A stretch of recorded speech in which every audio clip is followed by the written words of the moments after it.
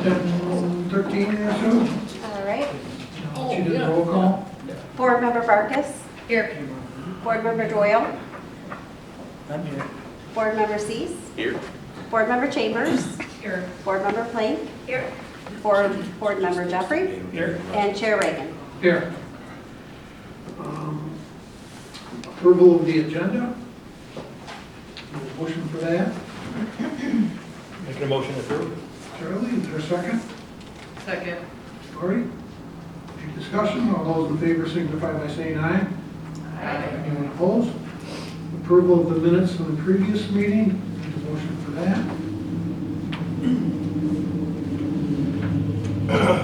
Motion to approve. Lori, is there a second? Second. Earl? Any corrections or changes on that? If none, all those in favor signify by saying aye. Aye. Anyone opposed? And treasurer's report, Sue?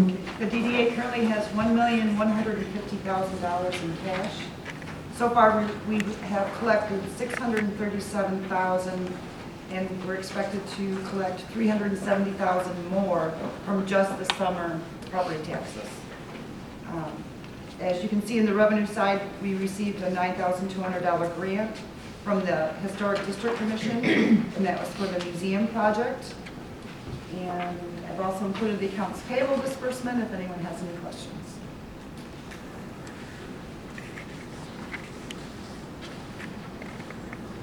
And that was for the painting of the steps? For the museum. And the brickwork for the museum. Yeah, we just brought everything in our account, pay it out of our account. Okay, do you need a motion for that? Okay, is there a second? Second. Charlie? All those in favor signify by saying aye. Aye. Anyone opposed? Public comments for items not on the agenda?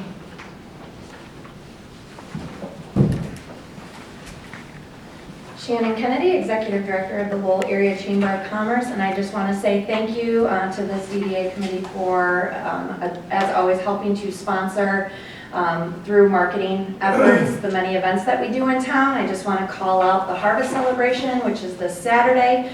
We did give DDA recognition on this flyer, but just thank you for helping to bring your support to that event. And then our Girls Night Out event coming up next Thursday night. That will be a shopping event in downtown, and for all of these events, we do encourage our Main Street merchants to have sidewalk sales and promotions happening. So again, just thank you to the DDA for supporting these events. Okay, Shannon. Elvis is going to be there. Yes, yes, he will, at the chamber. In the building. I thought every night was girls' night. I know, right? Okay, old business. Flat River Fountain request proposal, any action on that at all, Mike? Yeah, so I did follow up with, at our last meeting, we had tabled it because we wanted to know whether or not they felt would create more of an issue with the creation of weeds. And I did talk to Rich Perry shortly thereafter, and he did say that that could be an issue. Because of the aeration, it could generate more foliage in that area. So bringing it back to you, whether or not it's something we want to do right now, or is it something we want to let them. There's a group, the Flat River Friends of the Flat, are working on fundraising to try and start addressing some of those concerns. It might be something we might want to wait and see how their efforts are before maybe you do anything like this. Yeah, I think we really just initiated that just because that was like last spring. Yeah. Wanted to see if that would help, not knowing the weed problem is going to be as bad as it is. Right. And invasive species and all that other stuff. But I think it's good that we kind of put this on the back burner until we get maybe some more information and let the friends do their research too. So, and I obviously didn't want to compete with Grand Haven Musical Fountain, anything like that at all. It was just to kind of control the weeds around the shovel, but it's more widespread than that. So, Yeah. Okay. So the money's already been set aside for this. We've already approved this. We So- budgeted, yes. Budgeted. So if they do come up with something that would help with the weed control, is that something we could help them with? So here's what I would tell you. I would recommend doing that because the issue with the river is not our responsibility. The city has no responsibility to the river. No cities really, especially cities since 2018 when 2008 when the economy went south, they don't fund these things. This is something that once you start funding, it never goes away. And my concern is that it could be $5,000 today, it could be $100,000 to the city 5-10 years from now. And if we're just talking $100,000, well, now we're probably laying a police officer off to do this. And I have very strong reservations about that. The issue with the DDA is there's going to be a day the DDA doesn't exist anymore. And if we start taking on operational costs, which technically we're not supposed to be doing, that's going to be something that eventually the general funds, it's going to be put onto the city council and general fund on. So I have very strong reservations about the city putting any funding into the river because we have no statutory responsibility to. And I see so many bad things. The city has a track record of not taking care of the things they should be taking care of, for things they shouldn't be taking care of, and I can't, in my position where I sit, recommend to continue that path.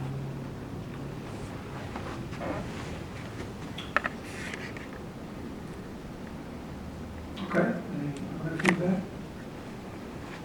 Opinions? Opinion, just personal opinion. I understand what Mike's saying. I totally get that. I also know that the river does affect the appearance of the city. I don't know where the DDA lines fall in there. Would we consider as Lori just mentioned, if we're not doing fountains, and that's not been decided, obviously, but that was designated toward the river, would it be feasible at all to do a one-time gift with it clearly noted that this is to get you kicked off, get you started, with no expectations of future? And I'm just throwing it out there. I'm not saying that's totally the thing to do. Since this is something that is not budgeted, one, this is not, technically the river's not in the DDA district. However, there is a statute that says if it's something that impacts the district, you can use DDA funds towards it. That is an option, but I would want to make it very clear, we're not continuing with this because you could do that. I would want to wait, I would want to get the city council's opinion before you do that because technically they do have fiscal authority over your budget. And the council's taking a position, no money. So you would definitely want to have a conversation with them if that's something you wanted to do. But I would make it very clear this is a one-time thing because the city cannot make this, because this thing's going to grow legs. I don't care what anyone says. Rich and I have dealt with this in our old communities. We know what this is. And they're saying $5,000 right now, okay. I believe it will be more. And Well, and it's gonna come in the Grand River just down the road. right, well, you're already seeing it in the grants and other areas. And frankly, like, I know Ada, they will not put money into the grant. They will not. They don't touch their rivers. Because I've had conversations with many city managers about this. And most of the city managers are kind of like where I'm at. It's like, it's not our responsibility, we don't touch it. So, The thorn apple between Ada and Cascade has cleared up a lot. What happened there? Did the individual property owners treat it? I couldn't tell you, I have no idea. Well, it did clear up. Yeah, I'm sure it did, I couldn't tell you. I just know, conversations I have with other city managers, because we talk about this stuff, no one's touching this. No one's touching rivers and lakes. It's not our, especially with tax dollars, it's not our bailiwick. And I know lake associations periodically will do that. Yeah.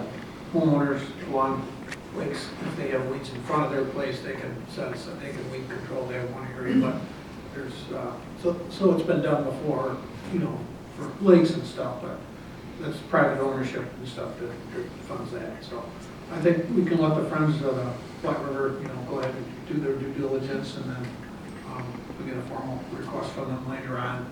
You know, we'll address it then. That's We'll okay. keep But the yeah. money in the budget for the fountains. Yeah. Yeah, I mean, Right.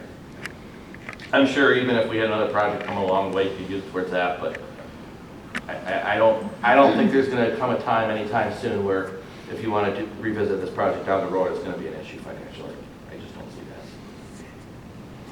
that. That's just too bad because I can't name many communities that are so founded with rivers, with a river running through the middle. And you know, we frame it with a showboat. And it's just ugly around it, so. Yeah, I mean, I get it, but, I mean, this is something that, I can just tell you, ever since 2008, we're very conservative about how government, especially city funds get spent, because I'm already preparing for the next financial crisis, so I can't say there and tell you, okay, go put $50,000 in this, because it's something that's gonna be a continuous expense that's not our responsibility. Okay, move on to new business, Christmas marketing, Jana. So speaking of repeat funding, separate from our annual marketing and concert funding request that the chamber usually comes forward with, in years past, the DDA has helped with our Christmas funding as well. The ask is for $5,000 to put towards Christmas activities. I believe this has been penciled into the budget. And if approved, we would use this funds to really help support everything that we do along the Riverwalk during the month of December. Everything from our free Santa visits on the showboat, we have our night of cheer with the reindeer and the free carriage rides. The museum comes in with chestnuts, and it's just a wonderful time to bring our community together. Right now, we are usually around $10,000 that we spend in that, with the DDA helping a good portion of that. We will be sending out emails, hopefully yet today, also soliciting throughout the community and with other chamber members for small $50 sponsorships as a Santa's helper as well. So we will be seeking funding from other places, but everything from the garland that we hang on, you know, the arch going to the Riverwalk, new lights when we need them, all of that kind of comes from the same funding sources. So Is this the normal, do we normally just do the 5,000? normally 5,000. Yes, it is not an increase. Is there a second? Lori? My only comments is, I think we asked, I thought the Christmas lights came down really quick a couple of years ago, and we asked them to leave it up until like after January 1st, so I don't know if they have anybody got a calendar for them, if they know when the Christmas lights are coming down. It'd be nice to leave after. I believe last year, the dates that I gave them is we took them down after kids went back to school. Okay. So that, it is that first week, but we try to leave them up during the full holiday school break. Good. Okay, motion and a second. All those in favor signify by saying aye. Anyone opposed? Thank you. Any other reports and member comments at all? I have a couple things. We're going out for bid on the audio visual for this room. The visual system is pretty much, it's pretty much dead. But we've already budgeted this. We do anticipate that what we're gonna get proposal-wise probably a little bit more than we're budgeted. That being said, I think we'll have the funds regardless. We plan on bringing this to you in November. However, the issue is that November 7th would be your next scheduled meeting. That day, we're doing assessment centers for the police chief candidate, so both this room and the other room are going to be used. So either we can move the meeting to one of the other Thursdays in November, not Thanksgiving, obviously, or we can just wait to the December meeting. But I don't remember which Thursday starts Christmas for Lowell. Is it the 14th or the 21st? It starts the 15th. So So the 14th would probably be out forever for a number of the merchants, because that's obviously preparing for the next day. I could do it. You can do the 14th? Yeah. Okay. We can do the 14th, if the 14th works. Also, we're going to start having probably Brownfield Authority meetings. You're going to start getting presented probably with some projects that they're going to be seeking Brownfield credits on. I'm in conversations with 2 different groups right now regarding that. And you're probably gonna start seeing at least some preliminary conceptual things at this point, because there's a lot of work that has to be done for any type of brownfield credits to be considered for affordable housing. And we really, at this point, we still really are trying to get a policy put together, and our policy might be coming in at the same time we're getting projects. So it's gonna be a work in progress, but you're gonna start seeing some of that stuff. And the brownfield is specific to affordable housing, is that right, or is it? So any under project? Michigan law, they have just made changes to the Brownfield Authority law, that they will incentivize and provide brownfield tax credits for affordable housing projects, where before that was never allowed. But now they can use their tax credits for construction costs, and they can also, well, it's got to go through the state of Michigan, but they can also capture the school taxes on that as well, to help with to construct these workforce affordable housing type projects. How Is does it that just- relate to the frown? Well, that might be one of them.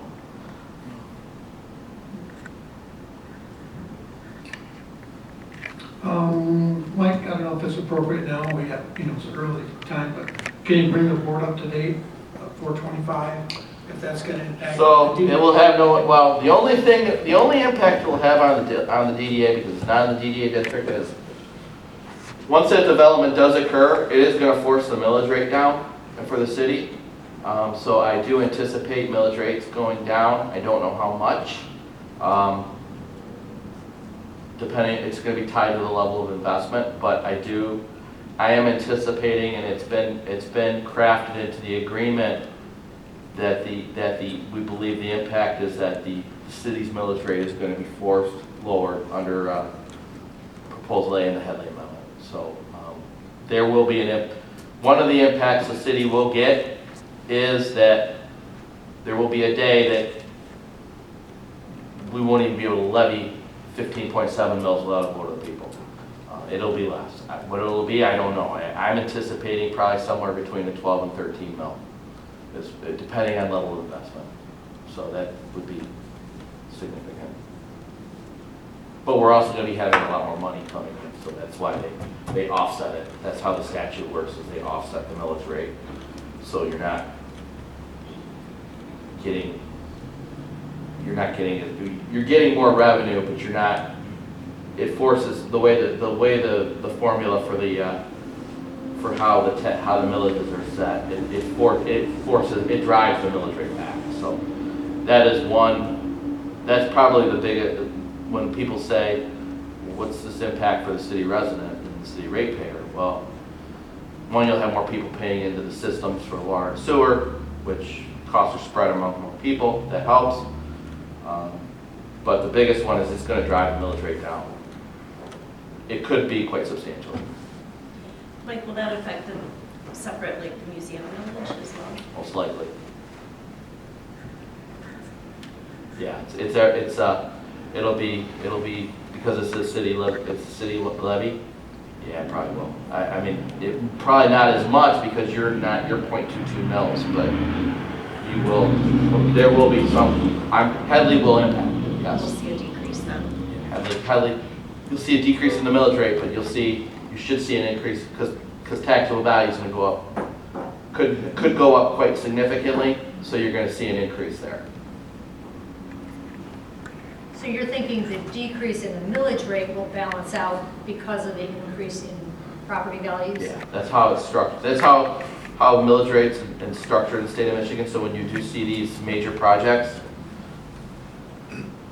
they do run, depending on how municipalities can structure their millages a little bit differently. We have one general operating. Some cities do it differently.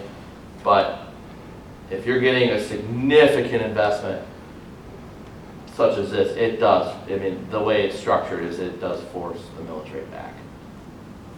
So will the new development be paying into the museum's millage Yes. then? Okay. And the DDA as well? No, they're not in DDA. So is the DDA going to see a decrease? Theoretically. You may see, you're gonna see a decrease in the millage rate revenue. You know, if revenues go up, if revenues continue to go up, no. But if we have a decline in the economy, it's always possible. Because it tracks for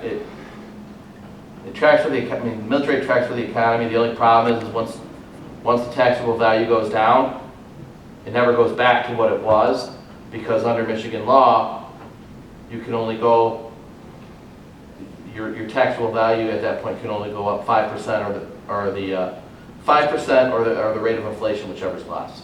So like, we're just now, in the last couple of years, I'd say last 2-3 years, we're just now starting to see the revenue we saw before 2008. When we lost all that revenue, we didn't get it all right back. It probably took us 15 years to get us back to where we were in 2008. But the only advantage we've had is we've also seen significant growth in the city. We've seen significant growth in the city that's increased the taxable value quite a bit. And actually, what you haven't seen is that the millage rate has actually gone down quite a bit. Our maximum levying millage rate, well, our charter says we're 20. We can levy 20 mills. However, when Headley came back, it knocked to about 17.5 mills. When Headley came in the early 80s, or late 70s, early 80s, but then we had an ability to levy about 17.5 mills for years. When I came here, it was almost 17.5 mills we could levy without a vote of the people. So it was like almost a 2 mil increase. We could have the city council could have just done, but they chose never to do that. That today, that it's about 16.1, 16.2. So even if the council wanted to, they could increase the millage rate 0.4 of a mil. But at this point, I would say there's no reason to do that. But you're seeing that number every year go down. So when you get this investment out there, it's gonna really drop that millage rate. Okay, so stay tuned. Yep. Okay. Any other member comments? I have a question. Sure. How is Washington Street coming along now? The temps are starting to get here. Oh, it's going pretty good. They're grading. I believe they're about ready to do tie-ins for water any day now. I think they're talking about doing tie-ins next week. They're starting to prep to pour curb. I believe they're going to start pouring curb next week, and then shortly thereafter base coat, and then they're planning on having top coat first week in November. Because it has to be a certain temperature, doesn't it, to do asphalt? No, it has to. Basically, we can lay asphalt until the asphalt plants close. Asphalt plants usually don't close till sometime after deer hunting starts. So we shouldn't be an issue. The only thing you can't do is they really don't like you laying asphalt in the rain.